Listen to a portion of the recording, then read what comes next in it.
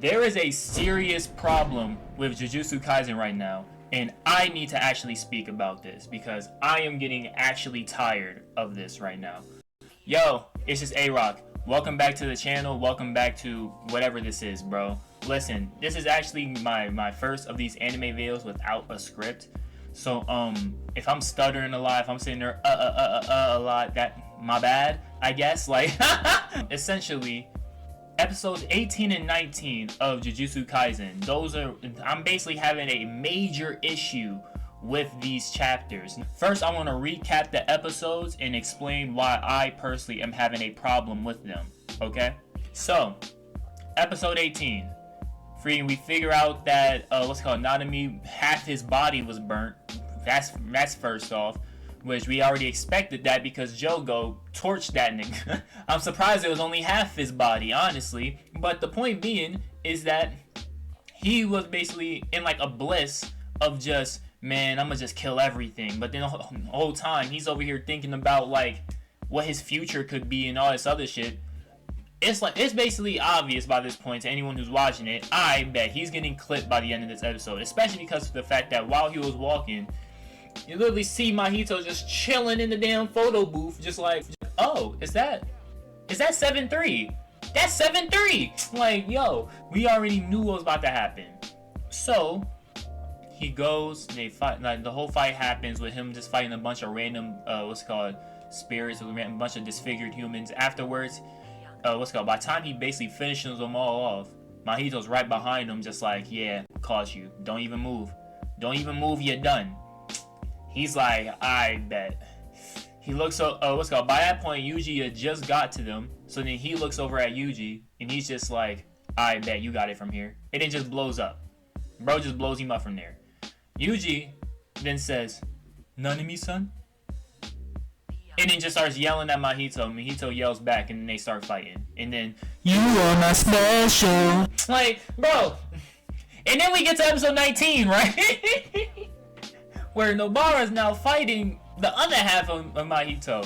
They didn't give her the full flashback. As soon as they started the flashback, I said, I bet she's dead. Like, I'm sorry, I'm just like, bro, you're too obvious. It's not even like you're trying to like gradually build up to it and really get something going.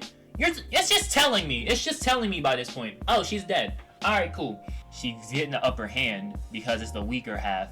So then, as you know, they both run to each other to like reconnect. Well, at least that's what Yuji thought. Until they basically just ran past each other, and that's when you realize like the stronger half was about to clip her. So he's like, "Yo, bro, like run." I'm not gonna lie. Maybe I need to rewatch that scene again, but I've never seen Nobara stand so still in my life. I swear, no, I'm like, bro, I'm gonna need to run that scene back. If I'm wrong, you'll literally just see like a little edit saying like I was wrong at the bottom. If I was right, you're watching the clip right now. I've never seen someone stand so still in my life. Cause that's the thing. Not only were they giving the flashback, they then gave the fast forward to literally the girl who moved away, sitting there like, I wonder what Nobara's up to. No, the crazy part is, there's another girl chilling in your house too that she was giving tea and cookies. You forgot about her? That's what I mean with niggas, bro. Point being is that these episodes end and it leaves me just sitting there like, bro, like, I didn't really see anything in these episodes other than just 2 people die. Other than just 2 people died and Yuji is fighting, I didn't see anything else. Oh yeah, my fault. Their backstories. Oh wait a minute, never mind. Everyone felt the need to correct me on this. It wasn't a backstory for Nanami. It was a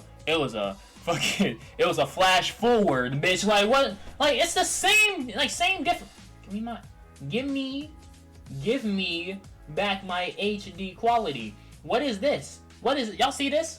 Y'all see this? What is this? Thank you! Alright, now back to what I was saying. Now, the problem that I had with their deaths was just the fact that they just felt rushed, bro. They felt, not really rushed, but it felt like 2 just back-to-back, hey, we're just gonna kill people off. And I just didn't personally like that.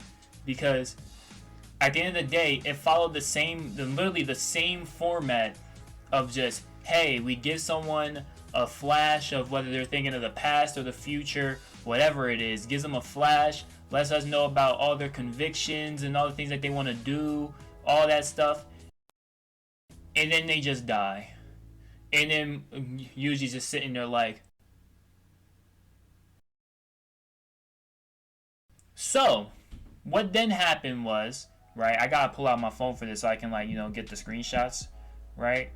I'll go on Twitter, and as I'm scrolling Twitter, you know your phone be listening to you. You know your phone be listening to you. So, my phone listening to me, and now I'm starting to see JJK tweets, right?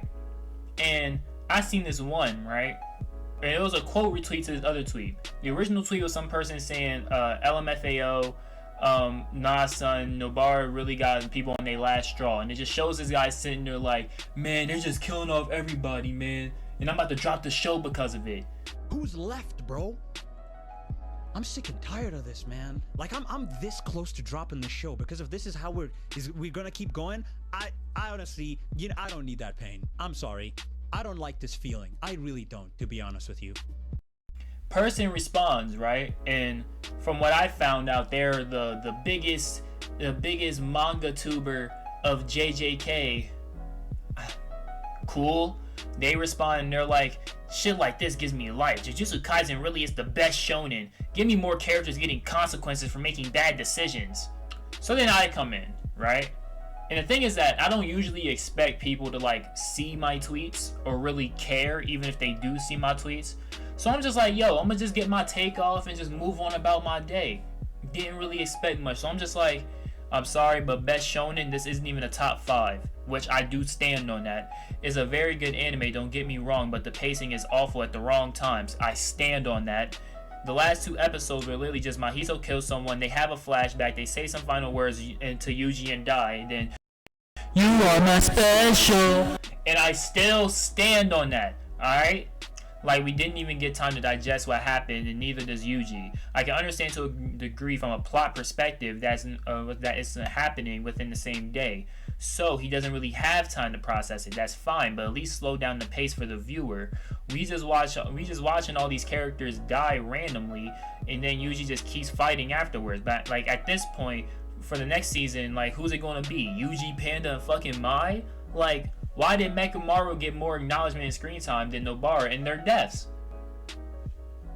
That's all I'm wondering. So then after I was like, fuck this, I'm gonna just wait till the season ends, and then I'll make my full review. Because I want to speak on what happened in full, right?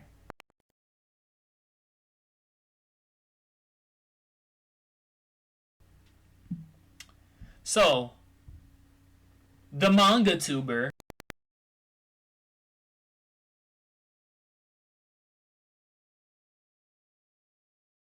right?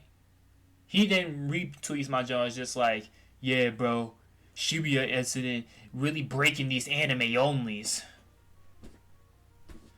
And the tweet that he chose to quote tweet, right, was the one where I'm sitting there like, we just watching all these characters die randomly, then Yuji just keeps fighting afterwards. Like, it makes me sound like I'm crying about characters dying. like, let's just call it how it is. Let's call a spade a spade. It makes me sound like I'm just crying about anime characters dying. So then, it starts catching wind. And as it starts catching wind, it starts catching, like, the entire, like, JJK fandom. And they had a bunch of rebuttals. That's what I was saying. They had a bunch of things that they didn't like about my tweets. So, I responded to a good bunch of them, but I couldn't get to all of them because a lot of them were just saying the same thing over and over. So, I wrote down their top rebuttals, and I shall be here to debunk them one by one. So, number 1, the incident took place in only one night. Yes, I know. Number 2, we don't have time to digest. That is the entire point. I feel like that is not a good thing. So then that brings me to point number 3. Point number 3 that they make. What you're feeling now is what you're supposed to feel. I don't think so, because I don't care that they even died. Their deaths literally have no meaning to me because I was not given a reason to care. Number 4. Nanami and Nobara's deaths had proper build-up. No, they didn't. They had a flashback and then died. Number 5. It's just a war. There's no time to mourn. I know, but they could. But like that's what I'm saying, bro. That's what I'm saying. I've said this too many times. I get it. It doesn't happen. It happens in such a short amount of time, right? So that's why you slow it down from the perspective of the viewer. Next one. It's the consequences of Gojo being sealed. Yes, I know that. As much as y'all might think that I didn't watch the show, I did.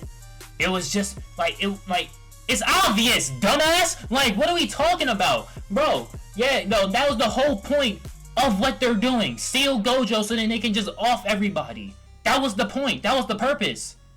Number 7. This isn't your average shonen. Yes, it is. Bro, yes, it is. We just had two episodes back to back of them doing the same as obvious side character death that every other anime has done. Y'all saying it's not your average shonen, but it literally takes inspiration from every shonen. It is your average shonen. It's built off the foundation of every other shonen. It is. It's just your shonen. It's just shonen. Number 8. Oh my god, Shibuya arc is really breaking these anime onlys. It's not. What it really is the fact that me, as a writer, as a fan, as a viewer, as someone who is now making anime content, not only do I want to speak on the content, and I'm not gonna dick suck the content. At the end of the day, it's not breaking me because at the end of the day, I'm watching other anime. I am having so much fun watching Dr. Stone. I want to make a video on Dr. Stone when I get caught up. Number 9, you had a whole week to digest the deaths. That's not the purpose. Number 10, wait until the end of the season. Sure, that's what I was gonna do anyway. My issue that seemingly no one was able to understand is that in terms of Yuji, yes, everyone's just dying in front of him. Okay, cool. And I understand that all these deaths are happening back to back, so he's not going to have time to process them. That's cool. What I'm saying is, even in these times, I have no idea what's going on through his head. And as a viewer, that is annoying. I don't like that. I don't want characters to just die just because. I want them to die with meaning. How do you get a character to die with meaning? Okay, well, they already accomplished some of that. They had a flashback. They had some minor build-up. I will say minor build-up because I don't feel like the build-up was as strong as it could have been. I feel like the build-up was not only way too obvious, but a little bit too little. The only real build-up for Nobara was literally just when everyone was trying to leave, she said, "I'm not leaving." And then during the fight, at some point, she had like a flashback. That was the build-up. That was the build-up to her death. You were supposed to give us moments and give us like time for us to basically understand the character. I'm not saying give us time to mourn the deaths, because by this point, they died so quickly, I don't even care anymore. Bro, I can name some pointless death bro. Junpei's death was more significant. Straight face. Yeah, look at me, straight face. So that's how you know I'm actually like meaning this. Junpei's death was more significant. I absolutely despise manga readers for this exact reason. There's multiple reasons, but one of the main reasons is the fact that they think just because they can read a colorless comic book, you think that just because you can read a colorless comic book that you're now above other people who just want to watch a show. Let me just explain it like this. I've never seen a soul, and I mean when I say a soul, I mean a soul. I've never seen a singular soul go up to somebody and be like, "You watch the Harry Potter movies? He's a movie only. I read the books." Like, no one cares. Second thing I want to address. Why does every manga reader imaginable feel the need to spoil everything? The amount of spoilers that they've seen, like, that's the thing too. That's the thing that makes it so crazy, is that For some reason, in Jujutsu Kaisen, I have not seen it in any other show, but for some reason in Jujutsu Kaisen, y'all feel the absolute need to be like, yo, if you even dislike this shit a little bit, I'm telling you everything. If you even like this shit a little bit, I'm telling you everything. Nick, if you're neutral, I'm telling you everything. You know what? You might not even have watched the show yet. I'm telling you everything. What is the purpose? What did you gain? So, some manga readers, again, fuck you. I don't like you at all. To the people who actually watch through this, thank you. You know what I'm saying? It's okay if we don't don't agree. You know what I'm saying? That's one thing that I don't feel like a lot of people understand either. It's okay if we don't agree. Not everything has to be like some big argument where, oh, you have to agree with me in the end because I'm right. We can agree to disagree. If that sounds good to you, then please make sure to like, comment, and subscribe. Click that bell if you want to, so you can stay up to date with like more videos that I put out and more anything that I put out. Along with that, he said check out my social medias in the link description down below. Share with your friends before you go. And yeah, I'll see y'all in the next video. Peace.